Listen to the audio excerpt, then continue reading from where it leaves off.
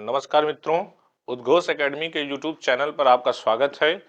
जैसा कि आपको दिख रहा होगा कि हम एक श्लोक लेकर के आए हैं। आप जानते हैं कि सीटेट में गद्य और पद्य दोनों पूछता है, ठीक है। तो जो गद्य और पद्य पूछता है उसमें सबसे कठिन होता है पद्य को पढ़ना। आज हम सिखाएंगे आपको कि कैसे पद्य को पढ़ा जाए, कैसे पद्य में अच्छा अंक प्राप्त किया जाए, जितने भी प्रश्न हैं पद्य के कैसे हम अच्छे तरीके से सॉल्व कर लें।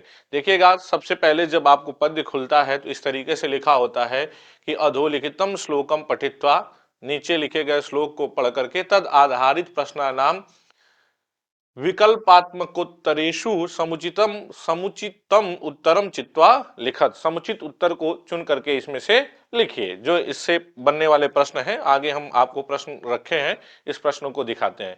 देखिएगा, जब भी हम श्लोक पढ़ते हैं तो इस श्लोक के साथ समस्या क्या है। गद्य में तो पढ़ते जाते हैं, अधिकतर उत्तर उसी में मिल जाते हैं। लेकिन श्लोक का जब तक आप अर्थ नहीं जानेंगे तब तक आप इसको, हो सकता है पढ़ करके उसी लाइन में दो चार कुछ मिले तो आप उत्तर सही कर दें, लेकिन आप पूरा का पूरा उत्तर कैसे सही कर सकते हैं। जब इसका अर्थ आप निकाल लेते हैं, अर्थ आप जान जाते हैं, तब जाकर के इसका अच्छे से उत्तर आप पूरा सॉल्व कर सकते हैं। पूरे जितने प्रश्न हैं इसको अच्छे से कर पाते हैं। अब देखिएगा कि ये जो प्रश्न है अधिकतर आप देखेंगे एनसीईआरटी की जो बुक है कक्षा 6, 7, 8 की, उसी 6, 7, 8 की बुक में आपको अधिकतर जो प्रीवियस ईयर पेपर के जो गद्य पद्य हैं अधिकतर उसी में मिल जाएंगे। तो उसी में का ये एक श्लोक है, ठीक है। वास्तव में तो अब ये चीज तो आपको पूछेगा नहीं, लेकिन हम आप देखेंगे जो त्रिमुनि वाला वीडियो बनाए थे, उस त्रिमुनि वाले वीडियो में एक भर्तृहरि को हम बताए थे। किसको बताए थे? भर्तृहरि को बताए थे। इस भर्तृहरि की ही एक रचना है नीति शतकम। क्या है? नीति शतकम। उसी नीति शतकम का ये श्लोक है, ठीक है। और ये श्लोक जो है वो शार्दूल विक्रीडित छंद में लिखा हुआ है, ठीक है। शार्दूल विक्रीडित छंद में लिखा हुआ, उसको पढ़ने का अलग तरीका होता है। जब छंदों को पढ़ते हैं तो उस छंदों को अलग तरीके से, जो जो छंद है उनका हर छंद का पढ़ने का अपना एक तरीका है, उससे पढ़ते हैं। तो ना आपसे सीटेट में छंद पूछेगा, न किसके द्वारा लिखा गया है ये सब पूछेगा। बस आप इसको पढ़िए, इसके अर्थ को जानते रहिए, उत्तर सही कर लीजिए, बस इतना ही पूछेगा। तो और आसान बना देता है सीटेट, ठीक है। देखिएगा, अब इसमें एक एक शब्दों के अर्थों को हम जानते हैं, ठीक है। कह रहा केयूरा न विभूषयंती पुरुषम, पुरुषों को क्या नहीं सुशोभित करता है? तो केयूरा। केयूरा मतलब होता है बाजूबंद। क्या होता है? बाजूबंद। देखते होंगे पहले राजा लोग अपने शौक में यहां बाजू पे एक बंद पहनते थे, जो उनकी शोभा को क्या करता था? बढ़ाता था। हार उर पहने रहते थे, उसमें एक बाजूबंद भी पहने रहते थे। तो केयूरा का मतलब क्या होता है? बाजूबंद होता है। तो केयूरा न विभूषयंती, केयूरा अर्थात ये जो बाजूबंद है ये नहीं सुशोभित करता है किसको? पुरुषों को। हारा न चंद्रोज्ज्वला, चंद्रमा के समान उज्जवल हार भी न मतलब नहीं, विभूषयंती मतलब विभूषित करता है। किसको विभूषित करता है? पुरुषों को, ठीक है। तो हार, चंद्रमा के समान उज्जवल हार भी नहीं विभूषित करता है पुरुष को, और न केयूरा न विभूषयंती, बाजूबंद भी नहीं विभूषित करता है किसको? पुरुष को। और क्या नहीं विभूषित करता है? तो कहे न स्नानम, रोज रोज स्नान करते रहिए, लेकिन जब आप बोलिए तो ऐसा बोलिए कि दूसरा व्यक्ति 2 मिनट से आगे तीसरा मिनट आपके सामने बैठना भी न पसंद करे। तो स्नान भी आपको क्या करता है? विभूषयंती, नहीं विभूषित करता है। और क्या नहीं करता है? तो न विलेपनम, बढ़िया बढ़िया क्रीम पाउडर लगाना भी क्या करता है? नहीं विभूषित करता है किसको? पुरुष को। न कुसुमम, कुसुम का मतलब था कि ये कुसुम का अर्थ है फूल। क्या है? फूल। तो फूल, इत्र महकता था, तो आज तो फूल आप लेकर के नहीं चलते हैं, लेकिन इत्र जरूर लगाते हैं। तो समझिए कि इत्र भी आपको क्या करता है? विभूषित नहीं करता है। किसको? पुरुष को विभूषित नहीं करता है। नालंकृता मूर्धजा, नालंकृता, यहां नौ अलंकृता है, इसको तोड़ेंगे दीर्घ संधि हो गई है। कौन सी संधि हो गई है? दीर्घ संधि यहां पे हो गई है। तो न धन अलंकृता है, मूर्धजा मतलब मूर्धा मतलब होती है ये बाल होते हैं, तो बाल भी अलंकृत कर लें, बाल भी अच्छे से सजा लें, तो वह भी पुरुष को क्या करता है, न विभूषयंती, विभूषित नहीं करता है। तो करता क्या है विभूषित आखिर में पुरुष को, तो लिखे हैं वाणेका। वाणेका मतलब वाणी एका, एक वाणी ही पुरुष को क्या करती है, विभूषित करती है। वह वाणी कैसी हो, तो कहे समलंकरोति, मतलब वही अलंकृत करती है। कौन, वाणी ही पुरुष को अलंकृत करती है। पुरुष को कौन अलंकृत करती है, वाणी ही समलंकरोति पुरुषम, वाणी ही पुरुष को अलंकृत करती है। वो वाणी कैसी हो, तो कहे संस्कृता धार्यते, जो संस्कार धारण किए हुए हो, अर्थात शुद्ध वाणी जो हो वही पुरुष को क्या करती है, समलंकरोति पुरुषम।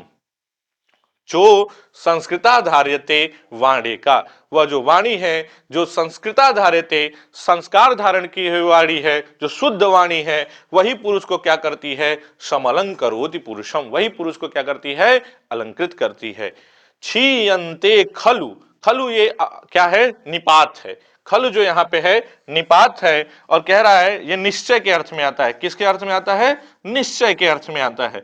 निश्चय ही भूषणानि सततम वाग भूषणम भूषणम, निश्चित ही खलु, निश्चित ही जो भूषणानि हैं, जो और सारे आभूषण हैं, वो क्षीयन्ते, वो नष्ट हो जाते हैं। क्षीयन्ते का मतलब क्या होता है, नाश होना।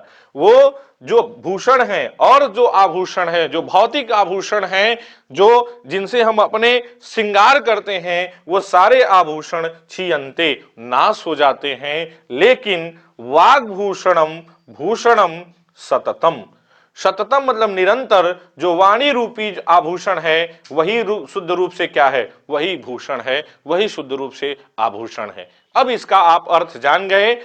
अब जब इसका अर्थ आप जान जाएंगे तो प्रश्नों को करना आसान हो जाएगा। प्रश्न कैसे आसान हो जाएंगे, अब इसका अर्थ आपको पता चल गया। अब आइए, अब आते हैं हम किस पे, प्रश्नों पे। जब हम प्रश्न पे आएंगे तो देखेंगे बार बार आपको श्लोक न देखना पड़े। अब ऐसे करते तो ऊपर श्लोक चला जाता तो आप नहीं बता पाते, तो इसलिए बगल में श्लोक हम लिख दिए हैं।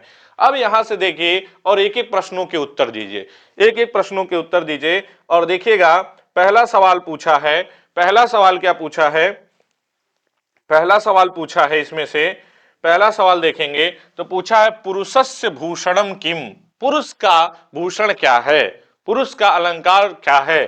तो बताइएगा अलंकरणम है, विलेपनम है, कर्णभूषणम है, कि वाक है, कि वाक है। तो ध्यान देंगे तो वाक ही क्या है, वाणी ही जो है वो पुरुष का मुख्य रूप से आभूषण है। कौन आभूषण है मुख्य रूप से, वाणी ही क्या है, पुरुष का मुख्य रूप से आभूषण है। अब देखिए दूसरे प्रश्न पे आते हैं, तो दूसरे प्रश्न पे देखेंगे, दूसरे प्रश्न पे हम जाएंगे।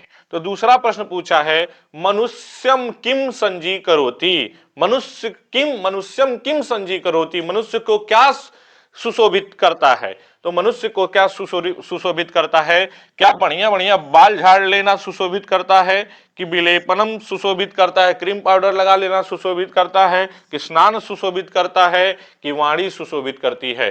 तो क्या सुशोभित करती है, वाणी सुशोभित करती है, जो कैसी हो, तो कहे वाणे का, जो कैसी हो, संस्कृता धार्यते, संस्कार धारण की हुई वाणी ही उसको क्या करती है, सुशोभित करती है। और देखिए अगले सवाल पे जाते हैं। तो अगला जो सवाल है वो सवाल है कि नश्यन्ति इति अर्थे किम पदम प्रयुक्तम, नश्यन्ति का मतलब क्या होता है, अभी बताए थे ना, क्षीयन्ते का अर्थ होता है नाश करना। क्षीयन्ते का अर्थ क्या होता है, सारे जो आभूषण हैं निश्चित ही वो क्या हो जाते हैं, नष्ट हो जाते हैं। तो नष्ट हो जाते हैं, उसी का नश्यन्ति यहां लिखा हुआ है। तो यही पूछ रहा है नश्यन्ति इति अर्थे, इस अर्थ में किम पदम प्रयुक्तम, कौन सा पद इस श्लोक में प्रयुक्त किया गया है। तो नश्यन्त की जगह इस क्या लिखा हुआ है, क्षीयन्ते लिखा हुआ है। तो ऑप्शन में बस ढूंढ लीजिए क्षीयन्ते कहां है, क्षीयन्ते यहां है। ऑप्शन में सही हो जाएगा कौन सा विकल्प, चौथा विकल्प। आइए अगले प्रश्न की तरफ बढ़ते हैं। और अगला प्रश्न क्या कहता है, कहता है अत्र श्लोके, इस श्लोक में हारा इति पदस्य किम विशेषण पदम, हारा इति पदस्य किम विशेषण पदम, हारा कहां लिखा हुआ है, तो आइएगा तो देखेंगे हारा लिखा हुआ है यहां और पूछ रहा है इसका विशेषण पद क्या है। तो विशेषण क्या होता है, जो विशेष्य की विशेषता बताए उसी को क्या कहते हैं, विशेषण कहते हैं। तो हार की विशेषता क्या बता रहा है कि वह हार कैसा है, तो चंद्रमा के समान उज्जवल क्या है, हार है। तो ऑप्शन क्या हो जाएगा, चंद्रोज्ज्वला, क्या हो जाएगा, चंद्रोज्ज्वला। और आगे बढ़ते हैं, और आगे बढ़ते हैं तो देखेंगे कि अगला सवाल है कि अत्र श्लोके धार्यते इति क्रियापदस्य किम करति पदम, धार्यते इति क्रियापदस्य, धार्यते, धार्यते इस क्रिया का कर्ता कौन है, कर्ति पदम इसका कर्ता कौन है। तो थोड़ा सा धार्यते देखिए कहां लिखा हुआ है, धार्यते यहां लिखा हुआ है, ठीक है। तो कहा संस्कृता धार्यते, संस्कृता शुद्ध संस्कार धारण किए हुए या शुद्धता रूपी, शुद्धता धारण किए हुए। तो कौन शुद्धता धारण करता है, तो वाणी, कौन, वाणी जो है वो शुद्धता धारण किए हुए हो। तो वाणी इसमें कहां लिखा हुआ है, देखेंगे पहले विकल्प के रूप में क्या लिखा हुआ है, वाणी लिखा हुआ है। तो इस क्रिया का कर्ता कौन हो जाएगा, वाणी हो जाएगा, कौन हो जाएगा, वाणी हो जाएगा। आइए अगले प्रश्न की तरफ बढ़ते हैं और अगले प्रश्न पे देखेंगे कि लिखा हुआ है, ये तो हो गया था ना, अब इस पे बढ़ते हैं। देखिएगा लिखा हुआ है कि चंद्रोज्ज्वला, चंद्रोज्ज्वला, चंद्रोज्ज्वला, चंद्रोज्ज्वला इति पदस्य संधि विच्छेद अस्ति, इसका संधि विच्छेद क्या है। देखिए संधि में नहीं पूछा है, संधि की जगह क्या पूछ दिया है, संधि विच्छेद पूछ दिया है। चंद्र उज्ज्वलाह कि चंद्र उज्ज्वलाह कि चंद्रोज्ज्वलाह कि चंद्र उज्ज्वलाह, क्या होगा। तो ध्यान देंगे, यदि आप थोड़ा सा भी, यदि आपको थोड़ा सा भी पता हो, थोड़ा सा भी यदि आप जानते हो व्याकरण इत्यादि, तो देखेंगे कि इसमें से ऑप्शन आपको क्या होगा, क्या सही होगा। तो ऑप्शन आप देखेंगे, ऑप्शन देखेंगे तो ऑप्शन में आपको सही मिलेगा क्या, ऑप्शन में क्या सही मिलेगा, देखिएगा कि आप पढ़े होंगे गुण संधि, आप क्या पढ़े होंगे, गुण संधि। गुण संधि में क्या होता है, गुण संधि में होता है अ या आ के बाद, अ या आ के बाद क्या आ जाए, ई उ री, री आ जाए तो क्या हो जाता है, ए ओ अर, अर और अल हो जाता है, यही पढ़े हैं ना। ई के जगह पे क्या हो जाएगा, ए, उ की जगह पे ओ, री की जगह पे अर, ली की जगह पे क्या हो जाएगा, अल हो जाएगा। अब देखिएगा यहां आपको दिख रहा होगा चंद्र, चंद्र प्लस उज्ज्वला। तो चंद्र में क्या है, यहां पे देखेंगे तो चंद्र में क्या छिपा हुआ है, चंद्र में छिपा हुआ है अ, चंद्र में क्या छिपा हुआ है, अ छिपा हुआ है। और चंद्र में यहां है अ और यहां क्या दिख रहा है आपको, उ, अ और प्लस उ, ये दोनों मिलकर क्या हो जाएंगे, ओ हो जाएंगे, क्या हो जाएंगे, ओ हो जाएंगे। यहां का देखिए अ, यहां देखिए उ, इन दोनों मिलकर क्या हो गए, ओ हो गए और बन गया क्या, चंद्रोज्ज्वला। यहाँ पे दोनों के जगह मिलके क्या हो गया, ओ हो गया। और जब ओ हो जाएगा तो बन जाएगा चंद्र, इस तरीके से हो जाएगा, बीच में ओ आ जाएगा और फिर क्या आ जाएगा, इधर क्या बच जाएगा, इधर बच जाएगा, इधर बच जाएगा केवल और केवल ज्व, ज्व लाह, यही बच जाएगा। जब जोड़ देंगे तो बन जाएगा क्या, चंद्र, द्र पर ओ, इधर ज्वलाह, बन गया क्या, चंद्रोज्ज्वला। बन जाएगा कि नहीं बन जाएगा। इस तरीके से देखेंगे, इस एक श्लोक से आपसे 6 सवाल पूछा और शुद्ध रूप से एक व्याकरण का सवाल पूछा कि इसमें कौन सा, इसका क्या है, संधि विच्छेद है। संधि भी नहीं पूछा, क्या पूछा, संधि विच्छेद पूछा। एक व्याकरण से सवाल पूछा और मैक्सिमम सवाल इसी श्लोक से यदि इसका अर्थ आ रहा है तो आप इसके पूरे पूरे प्रश्नों को क्या कर लेते हैं, सॉल्व कर लेते हैं। चलिए इसी तरीके से और भी वीडियो हम आपके लिए बनाते रहेंगे और आपको इसी तरीके से गद्य पद्य से सब कुछ सॉल्व कराते रहेंगे। बहुत बहुत धन्यवाद।